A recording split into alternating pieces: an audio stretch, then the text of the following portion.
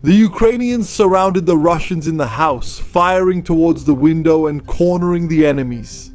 They tried to get closer for a more direct fight, but they knew the Russians inside were desperate, ready to kill or die. In a trench, a Ukrainian fought alone against the enemies who surrounded him. His comrades already lay dead around him, which left him with few options that day. Horrible. The Kharkiv offensive in 2024 put both Russians and Ukrainians in unfavorable situations, spreading the stains of war to yet another front where so many lives would be wasted, expanding a war zone where death had already reaped such a rich harvest.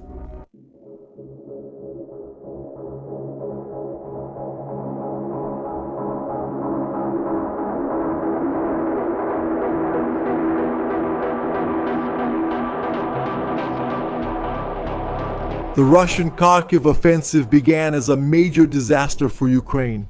The two opened fronts advanced toward the cities of Kharkiv and Vovchansk, catching the poorly prepared Ukrainian defenses by surprise. The mere probing attacks by the Russians were enough to bring down a system that should have been prepared for months or years for Ukraine's world to reach this point. The invaders should have encountered a machine of steel and fire that would have quickly forced them back to the other side of the border. It was nothing like that, given how easily the Kremlin advanced. It was a scandal within the armed forces of Kiev, leading to changes in command and a wave of discouragement across the front, who fought in tough battles, only to find out that important parts of the country were susceptible to being taken by a mere enemy effort. Between May 10 and 13, the Russians advanced for miles. Their troops reached the outskirts of Vovchansk before finally suffering significant casualties, which led to changes in strategies. Squads of 5 to 20 men spread throughout the Ukrainian Oblast, gaining territory, while the local forces,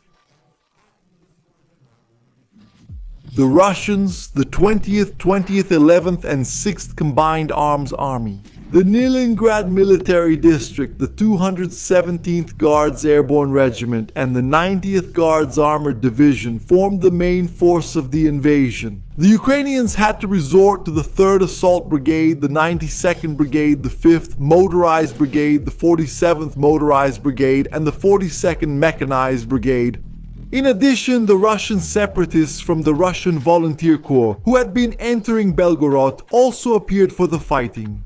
If artillery and drones dominated the previous days, now there would be bloodshed between soldiers fighting face to face.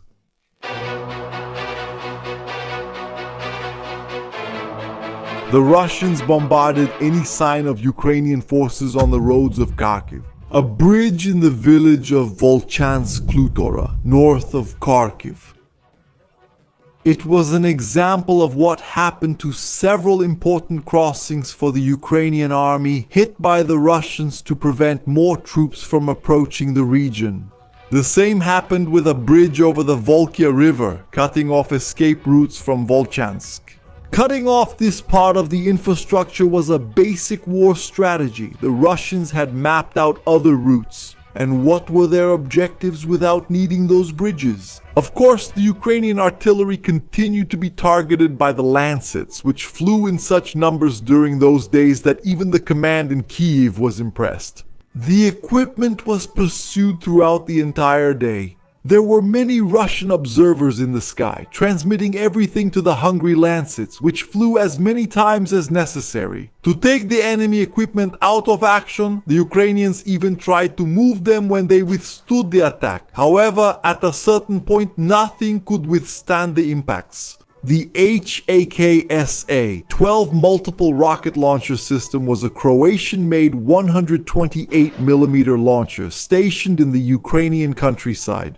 The ammunition detonated, throwing fire around and narrowly missing the nearby houses. And what would have happened in a Russian attack? Without their planes flying with high-explosive aerial bombs, the Su-35S didn't even need to leave Russian borders for their bombs to glide toward the targets. In Kharkiv, they exploded on the Ukrainian gun lines, flames rising into the night, sweeping through the trenches in a rush to devour the defenders' lives. There were multiple strikes on the points highlighted by the observer drones. These aerial instruments had been watching for days.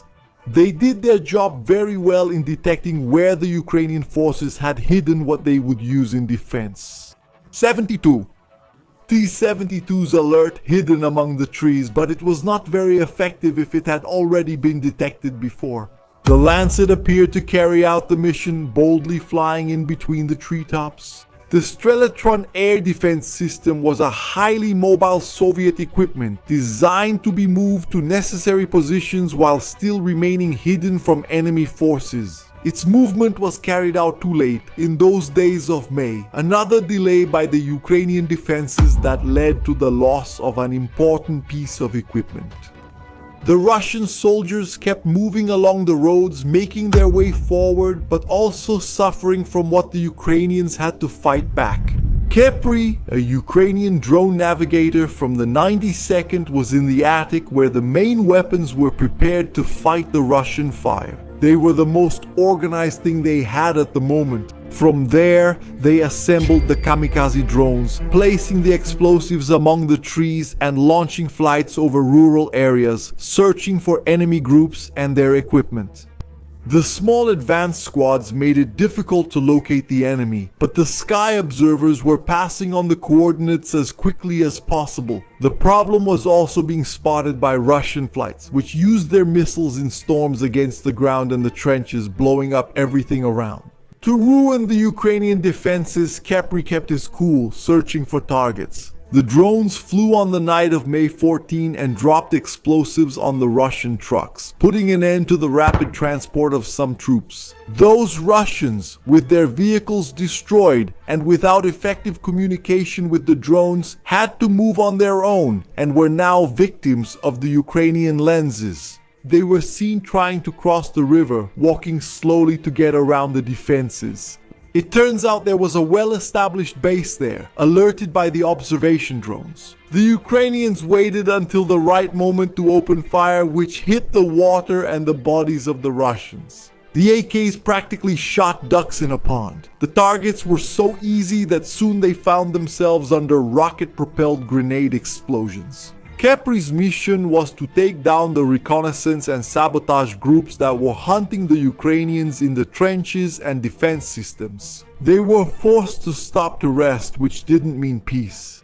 Several times they crossed open fields and were easily spotted, the recordings. Grenades came down to start wounding men who had nowhere to go in enemy territory. Some were left lying in the fields, impossible to rescue, and were eliminated by the enemies.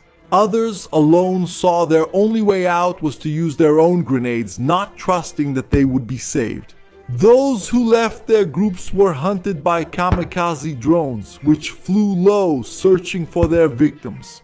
Many wounded men found themselves abandoned, bleeding among the bushes and wondering what their fate would be.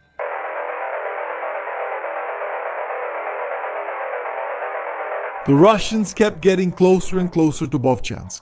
The defenses in the direction of the city were attacked by the men of the 6th Combined Arms Army, who entered areas devastated by artillery to encircle the Ukrainians. With his courage torn apart by the desperation of being cornered, a soldier tried to escape by running from the bunker, only to feel his body being repeatedly torn apart by Russian munitions. His partner realized he was alone, and saw through the cracks one of the Russians preparing a grenade to throw into the opening. The Ukrainian tried to get up to fire at the vulnerable enemy.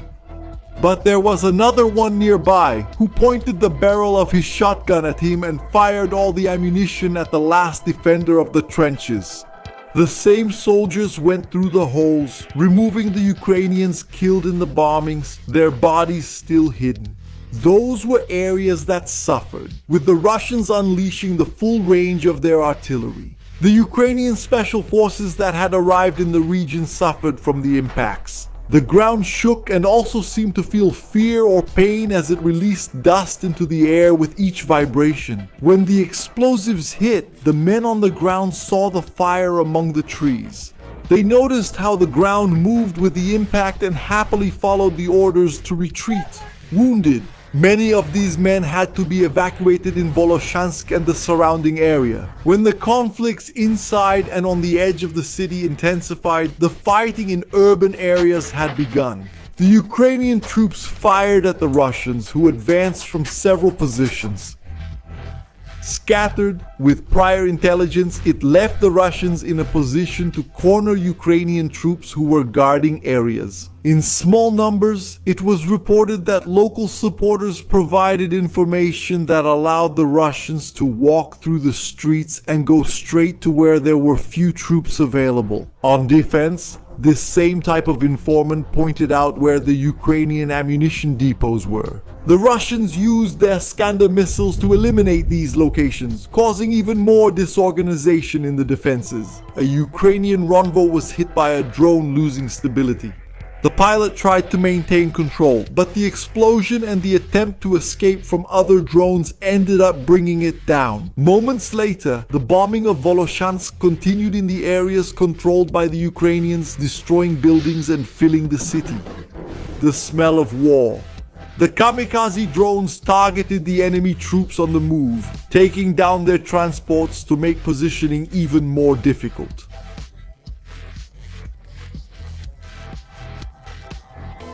Kremlin soldiers advancing through the more distant neighborhoods and entering deeper and deeper into the city. With their positions more concentrated on the hills, they held their ground. Once the entire strategy was complete, some of them ended up encountering the Ukrainians who had prepared defenses in the forests of Vovchansk. The soldiers from Kiev fired grenades with their launchers. Hearing the crackling of gunpowder among the trees, men with M249s fired to clear a path for their comrades. The rifles marked the tree trunks and replaced the birds' bucolic songs. Because of the violence of war, only the marks of pain and blood had a place where gunpowder tainted the air. These Ukrainians from the Kiev Special Forces knew what they were doing. Some laughed in the face of the challenge, far too used to worse landscapes when passing through Bakhmut, Kupiansk, or Robotyne.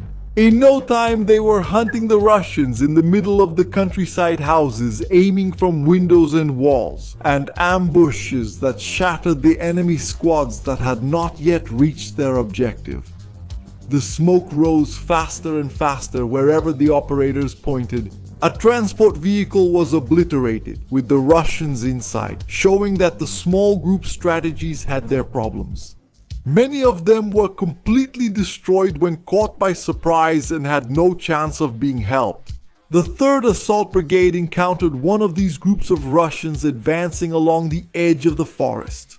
They didn't know that the position was well protected because by that point many of those squads had already lost the advantage of surprise and the disruption of Ukrainian communications. The machine gun echoed with notes of malice, striking the skin of the enemy soldiers.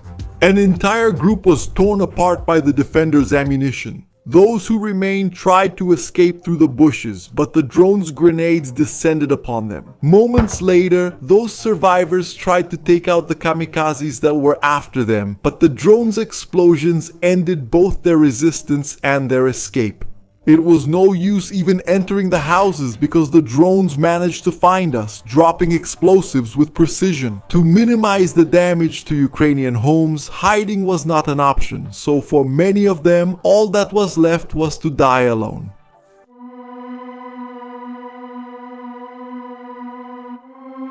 Obviously, the Russians were already inside Volchansk and displayed their flags to mark their progress. Their drones continued the mission of preventing Ukrainian transports from placing troops in proper positions.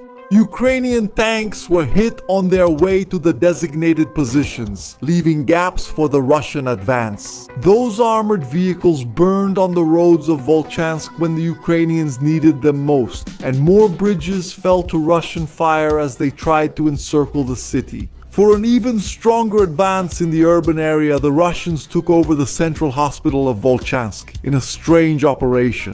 The soldiers spread out through the place, with some taking absurd actions like jumping out of windows even though they weren't under attack. The Ukrainians resolved it shortly after, ending the suffering of those men who were injuring themselves. The Ukrainian Air Force destroyed the entire location, eliminating one of the points where the Russians had been ordered to establish and maintain a base. The fire was spread around, burning every enemy who tried to hide in the surroundings. The Ukrainian troops fought against the Russians inside the urban area in small squads, moving between houses under the tension of gunfire noise. In the distance, men were almost caught off guard by rifles that could have ended their lives. When turning a corner, they had to take shortcuts to find the Russians. Sometimes, only a wall separated them from the enemies. Grenades were the tool used to surprise the opponents. In these cases, two of them stopped the Russian advance, forcing the enemy squad to reassess their orders. The Ukrainian rifles aimed at the windows of the house, and enemy soldiers, or what was left of one of their squads, hid while fleeing in Lipki. They had the advantage of being indoors, with the possibility of eliminating many of their opponents before their own could be killed. During the invasion, fighting in confined spaces was one of the most terrifying experiences for any soldier. The command called for support from Kepri's team and pulled all the soldiers back. Inside, sweat ran down the Russians' temples as they tried to figure out what was going on. Now that the rifles were silent, the kamikaze drone flew in through the window, blowing up almost the entire second floor. Bodies covered in wood and explosive fragments were left on the floor. The Ukrainians began to reappear, demanding surrender.